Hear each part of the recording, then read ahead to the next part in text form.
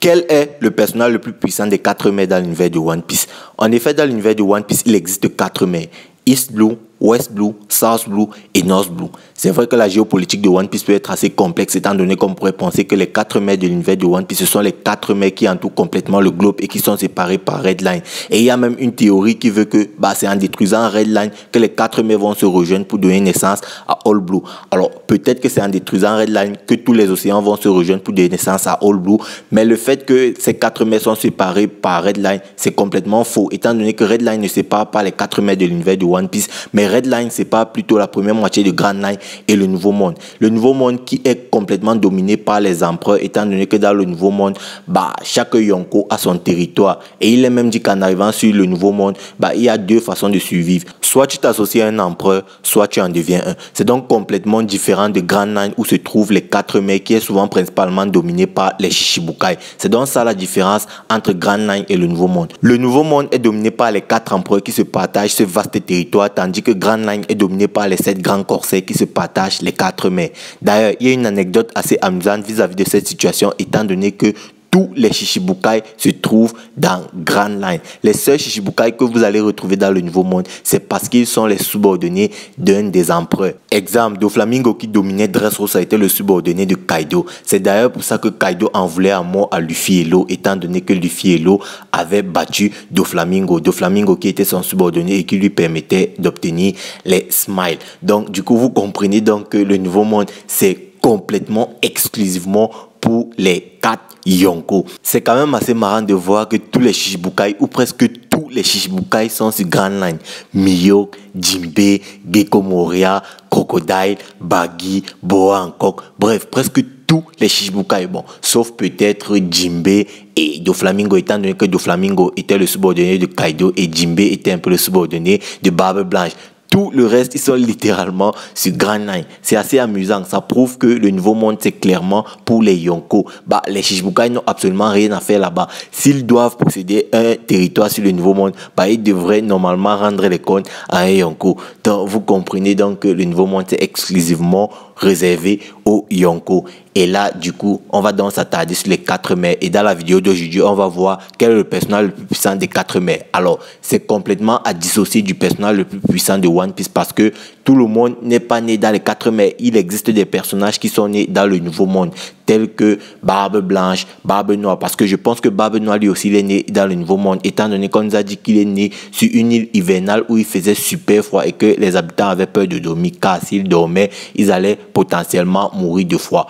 Pourquoi moi je dis que ce n'est pas Drum? Parce que beaucoup pensent que c'est sur l'île de Drum que Barbe Noire est né. Eh bien, la raison, elle est simple. Barbe Noire, lorsqu'il a rejoint l'équipage de Barbe Blanche, il était assez jeune et très petit. Étant donné que Barbe Blanche était déjà en ce moment-là sur le Nouveau Monde, j'aimerais donc savoir si Barbe Noire était réellement né sur Drum, comment est-ce que Barbe Noire aussi jeune aurait-il fait pour rejoindre le Nouveau Monde? Étant donné que pour rejoindre le Nouveau Monde, il faut absolument passer par Red Line et donc par l'île des hommes poissons.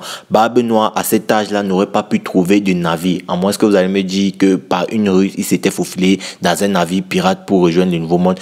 Ça, c'est potentiellement possible, mais j'en doute quand même fortement. C'est pourquoi, pour moi, le personnage de Barbe Noire est né directement dans le Nouveau Monde. Et puis, on ne peut pas aussi parler ici du personnage le plus puissant de One Piece, étant donné que depuis 800 ans, la géopolitique de One Piece a quand même grandement changé, étant donné qu'il y a une montée des eaux. Les eaux sont montées jusqu'à une hauteur de 200 mètres. Du coup, on ne sait pas comment était constitué l'ancien royaume. Du coup, avec ça, on ne sait pas où est né Joy Boy ou encore Nerona Imu. Et étant donné qu'on ne sait pas où sont nés ces personnages-là, on ne peut donc pas parler ici de personnage le plus puissant de One Piece. C'est pourquoi dans la vidéo d'aujourd'hui, on verra quel est le personnage le plus puissant des 4 mers. C'est-à-dire, on prendra 5 personnages de chaque mer et on les opposera à 5 autres personnages de chacune des autres mers différentes et on verra qui est le meilleur. Et on en profitera une fois pour faire un top 4 des mers les plus puissants dans l'univers de One Piece. Je tiens déjà à préciser que dans cette vidéo, on ne parlera absolument pas de Dracul Mihawk, étant donné qu'on ne sait absolument pas où ce mec est né. On n'a absolument aucune information de ce mec. Donc du coup, il n'aura aucune influence dans la vidéo d'aujourd'hui. Du coup, les amis, on va entrer en plein dans le vif du sujet de notre vidéo sans plus tarder. Et on va commencer directement avec la mer d'East Blue. Je vais donner les personnages que je considère qui sont les plus puissants d'East Blue. Et à la fin, je dirais qui, à mon avis, est le plus puissant en donnant le top 5 des personnages les plus puissants d'East Blue. Les personnages les plus puissants avec leur niveau de prime et actuel dans l'univers de One Piece d'East Blue sont les suivants: Roger, Garp, Luffy, Zoro, Ben Beckman, Sabo et Rayleigh. Du coup, en se basant sur les éléments récents du manga, voici mon top 5 des personnages les plus puissants d'East Blue. En 5e position, on retrouve Ben Beckman. En 4e position, on retrouve Luffy, Gear bien sûr. En 3e position, on retrouve Rayleigh Prime. En 2e position, on retrouve Monkey D. Garp. Et en 1re position, on retrouve Goldie Roger. Pour moi, Goldie Roger est le personnage le plus puissant d'East Blue. Et là, c'est vraiment du lourd. Je me demande bien quel autre mec sera capable de rivaliser avec Sengoku Zomo. Passons à West Blue. Voici à mon avis la liste des personnages les plus puissants de West Blue. On retrouve Nico Robin, Aguadi Saoro, Brook, Fujitora, Shanks, Shamrock, Gecko Moria et aussi Kaido. Alors, c'est clairement pas officiel. On ne sait absolument pas d'où vient Kaido. On ne sait absolument pas s'il vient de West Blue ou d'une autre mer. Mais tout ce qu'on sait, c'est qu'il vient du royaume de Tequila. Et étant donné qu'on sait que le royaume de Tequila, c'est dans Grand Line. Moi, je me suis dit que mettre Kaido dans West Blue, ce ne serait pas déconnant. Étant donné que, pour moi, étant donné qu'il vient du royaume de Tequila et qu'on sait que, Robin a travaillé sur le pont de Tequila, pour moi, ça fait un lien avec un personnage qui vient de West Blue. Du coup, je l'ai mis dans la liste des personnages venant de West Blue. Bon, la logique est complètement éclatée, mais que voulez-vous? Bref, les amis, du coup, je vais vous donner mon top 5 des personnages les plus puissants de West Blue. En 5e position, on retrouve Moria. Bon, j'ai bien voulu mettre Brook ou Robin, mais le problème, c'est que, au vu de ce qui s'est passé à Thriller-Bark, étant donné qu'on a vu tous les Mugiwara se mettre pour vaincre Gecko Moria, moi je me dis que je ne sais pas si Brook a pu évoluer au point d'atteindre le niveau de Gecko Moria ou encore Robin. Étant donné qu'on n'a aucune information vis-à-vis de ça, pour moi Moria reste à l'heure actuelle supérieur à Brook et à Nico Robin en individuel en termes de puissance. En 4e position, on retrouve l'amiral Fujitora. En 3e position, on retrouve Shamrock. Là, on est déjà sur les niveaux Yonko parce que pour moi, le personnage de Shamrock, il a clairement le niveau Yonko. D'ailleurs, je vous le répète assez souvent dans l'univers de One Piece, dans mes analyses et reviews.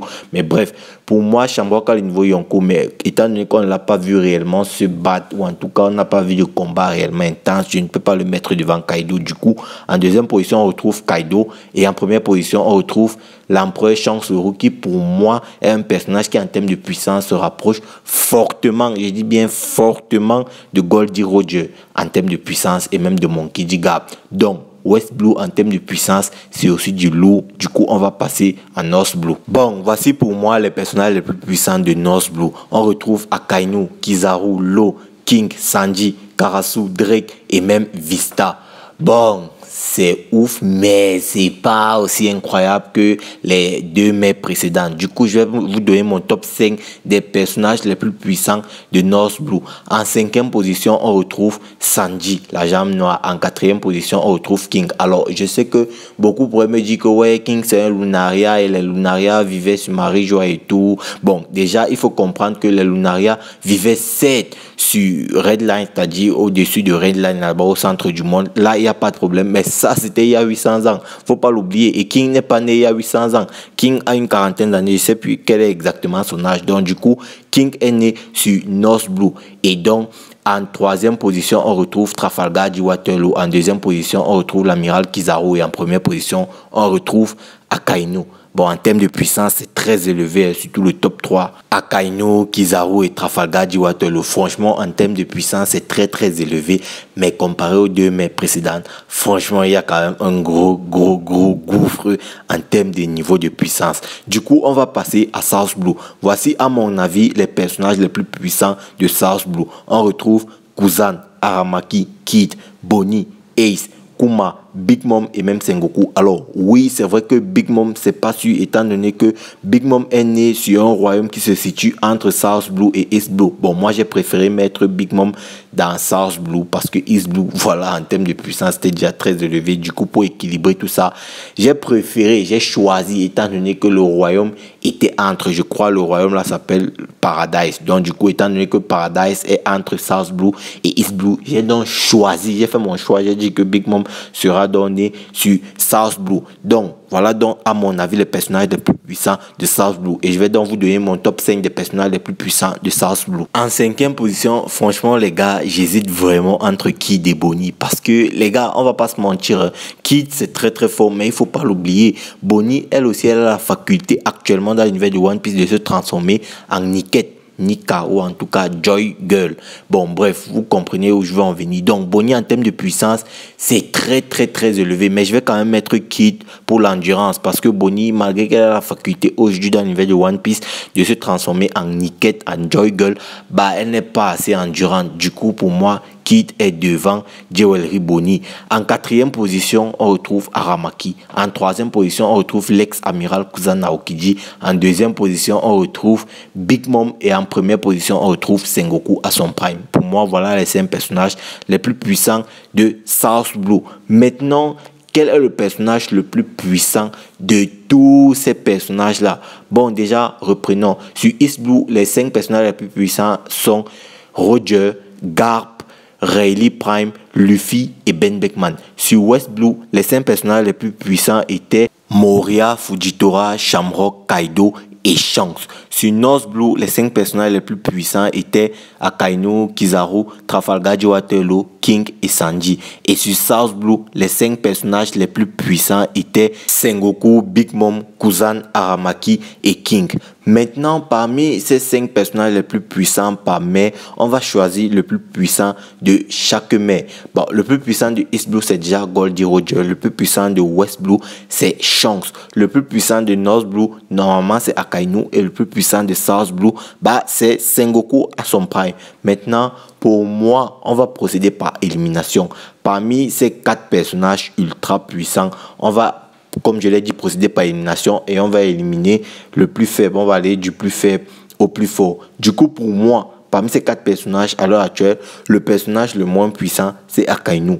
Après, l'autre personnage qu'on doit éliminer, c'est Sengoku, puis c'est Shanks, puis c'est Roger. Du coup, le personnage le plus puissant des 4 mères, pour moi, c'est Goldie Roger. Maintenant, parmi les 4 mères, quelle est la mère la plus puissante? Maintenant, on va aussi procéder par élimination parce que quand on va prendre les 5 personnages les plus puissants de chaque mère, pour moi, là où il y a moins d'impact, là où il y a moins de puissance, malgré que c'est la mère où il y a le personnage que je kiffe le plus, mon personnage favori, bah pour moi, c'est clairement North Blue. Étant donné que North Blue est constitué uniquement de Akainu, Kizaru, Trafalgar Waterloo, King et Sanji. Pour moi, franchement, il n'y a pas réellement de niveau Yonko parmi les personnages qui constituent la mère de North Blue. Donc pour moi, c'est clairement la mère la moins puissante.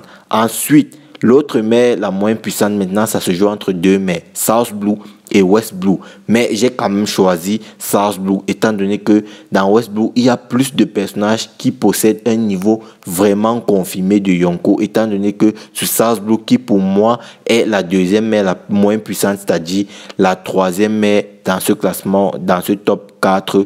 Pour moi, donc, les personnages les plus puissants de South Blue sont Sengoku à son prime. C'est vrai que c'est très élevé en termes de niveau. Ensuite, on retrouve Big Mom, qui pour moi sont les 2 niveaux Yonko de South Blue. Après, on retrouve Kuzan, Aramaki et Captain Eustace Kid. C'est fort, mais pas assez. Maintenant, la deuxième mère la plus puissante de l'univers de One Piece, à mes yeux, c'est West Blue. À West Blue, franchement, il y a des pointus. Il y a au minimum 3 niveaux Yonko. Étant donné que les 3 têtes de la mère de West Blue, bah, on retrouve Shanks, qui pour moi, comme je l'ai dit, a un niveau qui se rapproche fortement de celui de Monkey D. Garp à son prime et même de Goldie Roger. En deuxième position, on retrouve Kaido, niveau empereur confirmé. Troisième position, Shamrock, le frère de Shanks, qui pour moi aussi est un niveau empereur confirmé. En quatrième position, on retrouve Fujitora, niveau amiral. Et en cinquième position, on retrouve Gecko Moria. Maintenant, pour moi, la mère la plus puissante, c'est clairement East Blue. Et c'est assez marrant parce que dans l'univers de One Piece, on nous rappelle souvent que East Blue est la mer où il y a les pirates les moins puissants. Bon, c'est vrai que la majorité des pirates les plus puissants de East Blue, bah, ils quittent toujours East Blue et se rendent quand même souvent dans le nouveau monde. Bah, regardez juste, c'est incroyable. On a Roger en première position, Garp en deuxième position, Rayleigh à son prime en troisième position, Luffy en quatrième position. Ça, c'est déjà 4 niveaux Yonko confirmés. 4 au minimum niveau Yonko parce que Garp et Roger, c'est potentiellement plus puissant que les Yonko. Maintenant, en cinquième position, on retrouve Ben Beckman. Là, c'est vraiment la puissance à son état brut, clairement. East Blue est pour moi la mère la plus puissante de l'univers de One Piece. Et j'aurais même pu ajouter Scopper Gaban dans East Blue, étant donné qu'à mon avis, lui aussi, même si on n'a pas ses origines, mais je pense quand même qu'il vient d'East Blue parce que Scope Gaban, c'était le navigateur de l'équipage de Roger. Et donc, étant donné que Roger a rencontré Rayleigh qui a fourni le bateau et que Gaban, c'était certainement le navigateur. Donc, pour moi, Gaban, ils ont dû le rencontrer quand même sur East Blue et c'est lui qui a dû guider l'équipage de Roger pour atteindre le nouveau monde. Les amis, là, tout de suite, je viens de me rendre compte que je parlais des personnages les plus puissants d'East Blue, mais j'ai complètement omis de parler du personnage de Monkey D. Dragon qui lui aussi est originaire d'East Blue, étant donné que Luffy et Gap sont originaires d'East Blue. Alors, lui, ce serait complètement logique de dire que lui aussi il est originaire d'East Blue. Après, le personnage de Dragon, voilà, même si c'est un nomade, il voyage beaucoup, il se déplace beaucoup. Mais bref, on va pas entrer dans les détails. Du coup, Dragon lui aussi vient d'East Blue. Et je pense que ça ne change pas grand chose, étant donné que Dragon soit là ou pas, bah, la mer la plus puissante de tout One Piece, c'est clairement la mer d'East Blue, avec les personnages cités un peu auparavant. Bon, maintenant, comment est-ce que Dragon va s'intégrer dans ce top des personnages les plus puissants d'East Blue? Pour moi, Dragon doit automatiquement entrer dans le top 5 des personnages les plus puissants d'East Blue. Et dans le top 5 que j'ai cité un peu auparavant, bah, je sortirai Ben Beckman. Et pour moi, le personnage parmi les 5 les plus puissants d'East Blue, le moins puissant, c'est Luffy actuel avec son Gear 5. Et je précise quand même parce qu'il est toujours important de le préciser. Pour moi, si parmi les 5 personnages les plus puissants d'East Blue, malgré le fait que Luffy aujourd'hui est Yonko, n'est qu'en 5e position, eh bien c'est parce que Luffy pour moi, il a encore une grosse marge d'évolution. Et indépendamment de ses défauts, je trouve que le personnage de Luffy par rapport aux autres personnages qui seront cités dans cette liste un peu plus tard, bah Luffy c'est le personnage qui n'est pas encore complètement intégré avec sa puissance. Je ne sais pas si vous voyez ce que je veux dire. Mais bref, ce que je veux dire, c'est que le personnage de Luffy, avec ses défauts d'endurance et tout, voilà, pour moi, Luffy, c'est le 5e personnage le plus puissant d'East Blue. Maintenant, en 4e position, je mettrai Rayleigh à son prime. En 3e position, je mettrai Monkey D. Dragon. En 2e position, Monkey D. Gap. Et en 1re position, Goldie Roger. Les amis, la vidéo est arrivée à son thème. J'espère qu'elle vous aura plu. N'hésitez pas à me dire ce que vous en pensez en commentaire.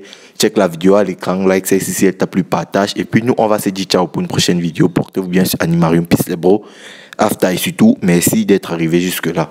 Ciao. Peace. À plus. Je ne veux même plus quitter la vidéo. Je vais vous emmerder comme ça pendant 1 heure. Bon vent. Au revoir. Bye bye. Bisous. Ciao.